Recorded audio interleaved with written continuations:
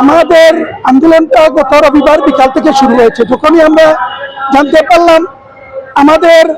বর্তমানে সিলেটের বিভিন্ন উন্নয়ন কর্মকাণ্ডের অগ্রদূত আমাদের মান্যবর জেলা প্রশাসক মহোদয়,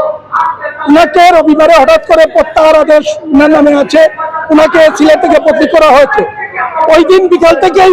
আমরা সিলেটে আন্দোলনে নামি এবং গত রবিবার থেকে আজ পর্যন্ত আমাদের এই আন্দোলনের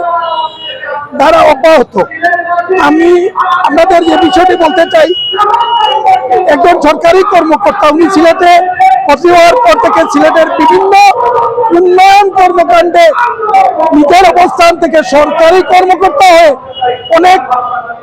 প্রতিকূলতা উপেক্ষা করে উনি কাজে হস্তক্ষেপ করেছিলেন এবং শুরু হয়েছিল উনার পাথর কাণ্ড নিয়ে। সর্বশেষ হযরত শাহজালাল শাহপরান রহমতুল্লাহ আলাইহির মাজারের টাকার হিসাব এবং কমিটির বিষয়ে অবস্থান উপস্থাপন, এই বিষয়গুলো হাত দেওয়ার পরপরই সিলেটের কিছু কুচক্রী মহল, যারা সিলেটকে ভালোবাসে না, বিভিন্ন অজুহাতে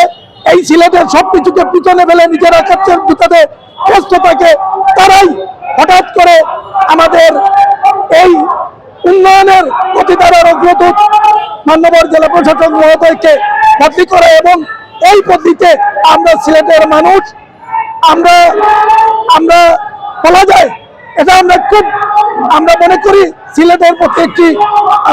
প্রক্রিয়া করা হয়েছে। আমরা আশা করব অচিরেই সরওয়ার আলম মহোদয়কে আবার আমাদের মধ্যে ফিরিয়ে দেওয়া হবে এবং হযরত শাহজালাল রহমতুল্লাহ আলাইহি, হযরত শাহপরান রহমতুল্লাহ আলাইহি এবং গাজী বুরহানুদ্দিন রহমতুল্লাহ আলাইহির মাজার কমিটি হবে সার্বজনীন এবং সত্যতার মাধ্যমে এই হিসাব উপস্থাপন করা হবে এবং উনি যে প্রকল্প সিলেট ঢাকা রেলপথ, সড়কপথ, এমএজি উসমানী আন্তর্জাতিক বিমানবন্দর, উসমানী হাসপাতাল সহ ফুটপাত ও রাস্তা দখলমুক্ত করার জন্য যে কাজ শুরু করেছিলেন, আমরা মনে করি সিলেটের দুজন পূর্ণমন্ত্রী সহ সিলেটের সর্বস্তরের রাজনৈতিক নেতৃবৃন্দ এ ব্যাপারে আন্তরিক হবেন এবং আন্তরিকতার সাথে জেলা প্রশাসকের কাজগুলি ওনারা অব্যাহত রাখবেন। আমরা আশা করবো ওনাকে আবার ফিরিয়ে দেওয়া হবে।